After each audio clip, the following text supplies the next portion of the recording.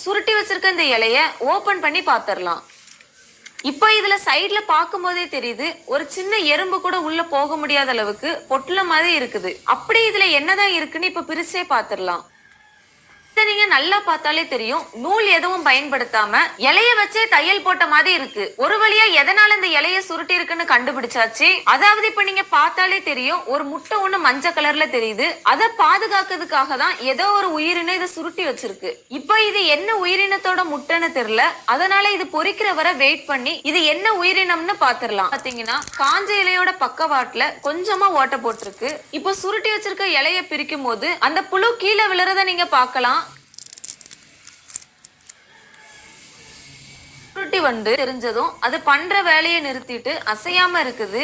இலை சுருட்டி வண்டோட உணவு என்னன்னா இலையில இருக்க சாறு தான். இப்ப நீங்க பார்த்தாலே தெரியும் எப்படி சாப்பிட்டுட்டு இருக்குன்னு. இந்த இலை சுருட்டி வண்டு